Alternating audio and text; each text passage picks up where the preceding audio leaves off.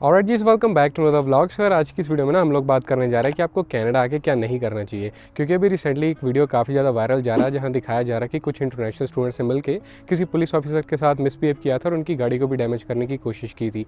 तो अभी न्यूज़ में काफ़ी चल रहा है कि उनको डिपोर्ट किया जाएगा, उनको जेल टाइम मिलेगा, क्या नहीं मिलेगा। तो इन्हीं सब चीज़ों के बारे में आज हम इस वीडियो में बात करेंगे कि आप लोग कनाडा आके किस चीज़ की सावधानी रखें कि आप इस सिचुएशन में ना पहुँच जाएँ। So without wasting much time, let's start the video.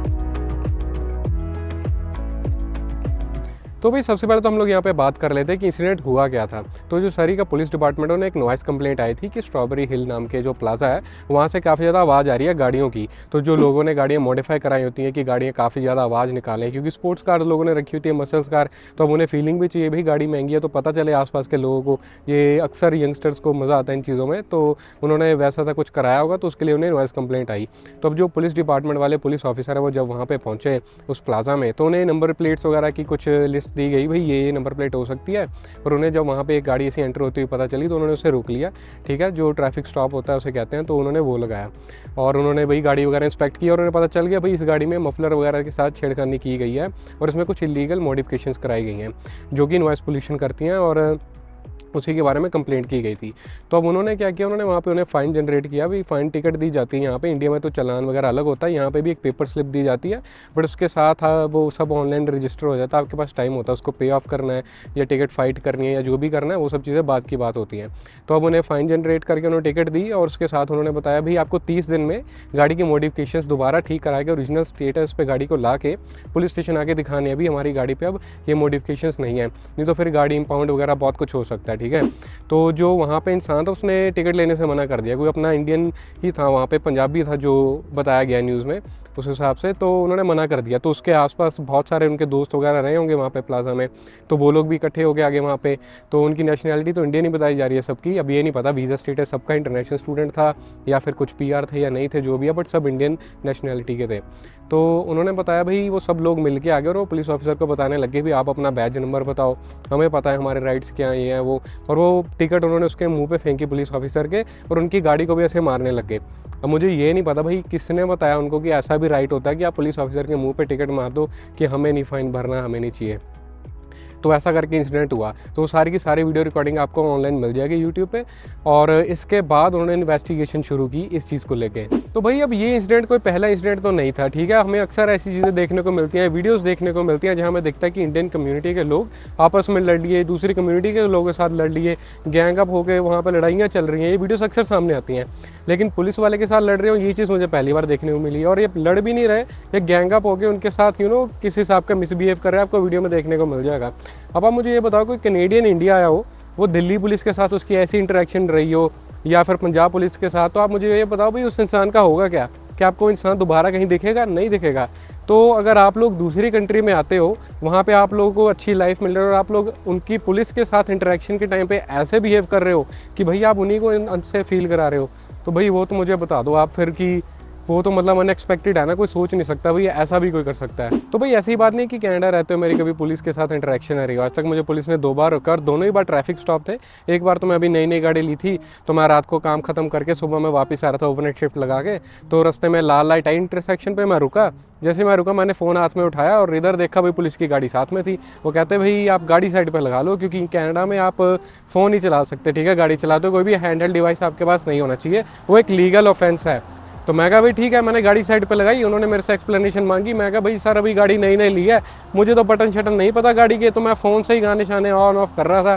कहते भाई ये एक्सप्लेनेशन तो आपकी कोई मानेगा नहीं, कोर्ट में आप जाओगे। तो मैं कहा भाई कोर्ट में भी जाना पड़ता है इस चीज़ के लिए? इंडिया में तो चालान दे के वापस घर भेज देते हैं।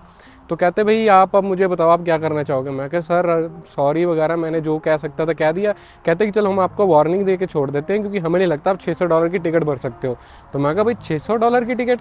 कहते भाई आपका हाथ में फ़ोन हमें दिखा तो वो $600 की टिकट है क्योंकि वो डिस्ट्रैक्टेड ड्राइविंग आप कर रहे हो। ठीक है, रोड पे आप अपनी सेफ्टी भी रिस्क में डाल रहे हो और दूसरों की भी। तो एक वो इंटरेक्शन थी मेरी और उसके अलावा एक दूसरी थी। तो मैं टोरंटो से अराउंड 2-3 घंटे दूर एक छोटा सा टाउन था, वहाँ गया था घूमने फिरने। मैं वापस आ रहा था तो मैं आराम से अपनी गाड़ी चल रहा था, सड़क पे कोई नहीं था। अचानक से पीछे एक गाड़ी है वो मेरे पीछे चलने लग गई। तो मुझे पता चल गया वो अंडर कवर गाड़ी है, क्योंकि कनाडा में बहुत सारी अंडर कवर पुलिस भी होती है। तो फिर एक टाइम पे जाकर उन्होंने लाइटें ऑन कर ली, तो मैंने गाड़ी साइड पर रोक ली। तो वो कहते भी आप क्या कर रहे थे? वो कहते ऋषभ आप क्या कर रहे थे? तो मैं कहा भाई इनको कैसे नाम पता चला, ठीक है, मेरी तो कोई बात हुई नहीं अभी। तो फिर मुझे दिमाग में आया कि उनकी गाड़ियों में लैपटॉप लगे होते हैं जहाँ पे हमारी गाड़ी का नंबर प्लेट डालते हैं और उन्हें पता चल जाता है भाई ये कौन इंसान है, इसका कब तक का ड्राइवर लाइसेंस चल रहा है, कितना ड्राइविंग एक्सपीरियंस है, कौन सी गाड़ी इसके नाम पर रजिस्टर है नहीं है, इंश्योरेंस है नहीं है, सब उन्हें पता चल जाता है कि आप कहाँ के रहने वाले हो, कौन सा वीज़ा स्टेटस है। तो उन्होंने सब पहले निकाल लिया। तो मैं कहा भाई सर मैं तो घर जा रहा हूँ, घूमने फिरने आया था। कहते आप स्पीड लिमिट से स्लो चल रहे हो। मैं कहा भाई मैं 50 पे चल रहा हूँ, मैं इस शहर से इतना फेमिलियर नहीं हूँ, तो मेरा गूगल मैप 50 दिखा रहा है तो मैं 50 पे चल रहा हूँ और वैसे भी आगे पीछे कोई नहीं है, तो किसी को मैं डिस्टर्ब भी नहीं कर रहा, किसी को धीरे धीरे भी नहीं कर रहा अपनी वजह से। तो कहते हैं कि ठीक है भाई, हमें तो बस ये चेक करना था आप ड्रंक ड्राइविंग तो नहीं कर रहे। मैं कहा भाई सर नहीं ऐसा तो कुछ नहीं चल रहा। तो वो कहते हैं हैव ए गुड डे और वो चले गए। तो ये मेरी 2 इंटरेक्शंस थी और दोनों में मैं बस पोलाइटली पेशेंस रख के डील कर रहा था कि वो जो कह रहे हैं हाँ ना कर दो, क्योंकि उस टाइम पे क्या होगा, ज़्यादा से ज़्यादा आपको एक डॉक्यूमेंट दे देंगे, टिकट दे देंगे, आपको फ़ाइन दे देंगे, कुछ बड़ा मसला हो जाए तो क्या हो जाएगा, आपको ये बोल देंगे कि भाई आप काम नहीं कर सकते, ठीक है, या आपको इस तरीके को कनाडा छोड़ना होगा, ज़्यादा से ज़्यादा बुरा यही हो जाएगा। बट उसी टाइम पर आपको घर थोड़ी छोड़ने चले जाएंगे वो, आपके पास टाइम होगा ना कि आप घर पर जाओ, किसी प्रोफेशनल से मिलो, लॉयर से मिलो, उनसे डिस्कस करो कि अब आगे के स्टेप्स क्या हैं, आप क्या कर सकते हो क्या नहीं कर सकते हो। तो उसी टाइम पर आप अपने हाथ में ना चीज़ें ले लो, पर पहले आप थोड़ा कॉपरेट करो, जो भी गवर्नमेंट ऑफिशियल हैं या फिर पुलिस है या जो भी कनाडा बॉर्डर सर्विसेज हैं, जो भी उनके साथ डील करो, कॉपरेट करो, और फिर बाद में देखो कि आपके पास क्या ऑप्शन है और क्या नहीं है। अब भाई कुछ लोग क्या करते हैं, पढ़ाई के बाद अपना वर्क परमिट लेने के लिए कनाडा यूएसए के बॉर्डर पर चले जाते हैं। अब आप लोग या तो ऑनलाइन अप्लाई कर सकते हो, 4-6 महीने में आपका पोस्ट ग्रेजुएशन वर्क परमिट आ जाता है और तब तक आप लोग फुल टाइम काम भी कर सकते हो।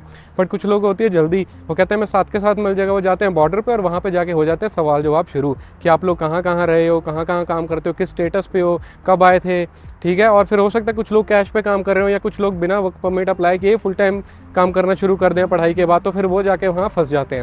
अब आप सोच के जाते हो भाई शाम तक वर्क परमिट साथ में घर पे लेके आऊँगा, और फिर वहाँ जाके होता है कि आपका अपना इंडियन पासपोर्ट भी जमा करा के आ जाते हो और आपके ऊपर केस चलने लग जाता है। तो भाई आप जब भी किसी गवर्नमेंट ऑफिशियल के साथ इंटरेक्शन करते हो ना, तो सोच समझ के करो और कोशिश करो भाई वो इंटरेक्शन कम से कम ही हो, क्योंकि आपको नहीं पता होता यहाँ के रूल्स रेगुलेशंस, लॉज, राइट्स वगैरह। और विजिटर वीज़ा या फिर स्टडी वीज़ा पे आके ज़्यादा राइट्स आपके होते भी नहीं हैं। अब फॉर एग्जांपल अगर आप किसी सिनेरियो में फंस जाते हो, आपके ऊपर केस चलता है, तो भाई आपको कोई सरकारी लॉयर वगैरह नहीं मिलने वाला, ठीक है। तो अभी मैंने एक पीछे वीडियो भी देखी थी कि किसी के ऊपर क्रिमिनल कोड के अंडर कोई, ठीक है, चल रहा था केस, तो कोर्ट की फ़ीस उनसे $10,000 एन आवर ली गई, यानी कि 6 लाख रुपए 1 घंटे के। अब बताओ कितनी सुनवाई होंगी, बार बार तारीख मिलती है, ये सब होता है। तो आपके तो भाई आप तो मतलब लुट गए। अगर हमारे पास 6 लाख रुपए होते हमारे घर वालों के पास, तो हम कनाडा थोड़ी आते, हम लोग तो वहीं पर मज़े कर रहे होते। तो ये सब चीज़ें ना आप दिमाग में रख लो जब भी आप लोग किसी ऐसी सिचुएशन में एंटर करने जा रहे हो, आपको लगा भाई ऐसा कुछ हो सकता है, ठीक है। इन सब चीज़ों से दूर रहो, दोस्त बनाते टाइम, अपना सर्कल बनाते टाइम भी ये सब चीज़ें ज़रूर कंसिडर करो। तो मेरी तो भाई यही सजेशन है कि आप यहाँ पे वीज़ा स्टेटस पे आए हो, ठीक है, आप यहाँ पे नए हो, आपको चीज़ें नहीं पता, बट जो यहाँ पे गवर्नमेंट ऑफिशियल्स हैं वो तो यहीं की पैदाइश हैं और उनका तो काम ही ये है ये सब चीज़ें रेगुलेट करना। तो अगर आप लोग यहाँ फ्यूचर बनाने आओ तो ऐसी चीज़ों में जितना कम पढ़ो उतने आपके लिए बढ़िया है। तो भाई आप लोग ना कभी भी ऐसी सिचुएशन में पहुँच जाओ, भगवान ना करे, तो आप लोग एक चीज़ ज़रूर याद कर लिया करो, भाई आपके घर वालों के लगी है लाइफ टाइम सेविंग्स और आपकी लगी है बहुत ज़्यादा मेहनत। पहले आपने 12th में मार्क्स लिए, फिर आपने IELTS में बैंड लिए, फिर आप लोगों ने जॉब मतलब एडमिशन के लिए यहाँ पे अप्लाई किया, फिर आप लोगों ने बहुत ज़्यादा वेट किया, तब करा के आप लोग यहाँ पहुँचते हो और आगे भी बहुत ज़्यादा स्ट्रगल वाली लाइफ रहती है। तो एक गलती से सब कुछ ख़राब ना होने दो, और लिटरली यहाँ पे एक गलती में सब कुछ ख़राब हो जाता है, क्योंकि आपके एक बार प्रोफाइल पे आ गया कि आप किसी चीज़ में इन्वॉल्व थे, कल को घर लेने जाओगे उसके लिए लोन नहीं देगा बैंक, कल को कहीं जॉब अप्लाई करने जाओगे वहाँ पे बैकग्राउंड चेक में फेल हो जाओगे, कहीं बिजनेस शुरू करने जाओगे वहाँ पे भी आपको रिजेक्शन मिलेंगी, तो आपकी लाइफ बहुत ज़्यादा डिफिकल्ट हो जाएगी। अगर आप अभी टेम्परेरी रेजिडेंट हो तो भाई PR और सिटीजनशिप तो भूल ही जाओ। तो ये सब चीज़ें बहुत बड़ी इशू रहती है और आपकी फैमिली के लिए भी रहती हैं, क्योंकि जब उन्होंने वीज़ा वगैरह फाइल करना है ना, तो उनसे पूछा जाएगा आपके फैमिली मेम्बर्स कौन है और उनका कोई अपना बैकग्राउंड क्या, क्रिमिनल बैकग्राउंड तो नहीं रहा, किसी चीज़ में वो इन्वॉल्व तो नहीं रहे, तो आप अपने साथ साथ उनकी भी लाइफ ख़राब कर देते हो। तो ये सब चीज़ें ज़रूर दिमाग में रख लें कि रिस्क बहुत बड़ा है भाई, कुछ सेकंड की, कुछ मिनट की उस इंटरेक्शन में चीज़ें ना ख़राब करें। और ऑन एवरेज भी भाई कनाडा आके अगर आप लाइफ बनाने आए उतने पैसा लगा के, तो ये सब चीज़ें इस सिचुएशन में पहुंचने ही ना दो, ठीक है। क्योंकि हो सकता है कि जो आप जिन दोस्तों के साथ घूम रहे हो उनको फ़र्क ना पड़ता हो कनाडा या इंडिया, उनके लिए लाइफ सेम हो, बट आप लोगों के घर वालों ने पैसे लगा के भेजा है कि आप यहाँ पे कुछ सक्सेसफुल हो लाइफ में, उनको भी बुलाओ, आगे फैमिली अपनी बढ़िया लाइफस्टाइल मिले सबको, तो वो चीज़ें आप यहाँ पे ज़रूर करो, ठीक है। तो बिल्कुल भी गलत संगत में मत पड़ो, अच्छी चीज़ों की तरफ ध्यान दो। तो बस यही मेरी एक वीडियो थी, मैं जहाँ सब चीज़ें शेयर करना चाहता था। अगर आपको अच्छी लगी हो तो कर देना लाइक, शेयर, सब्सक्राइब जैसे आपका दिल करे, और मिलते हैं किसी अगली वीडियो में। तब तक के लिए गुड बाय।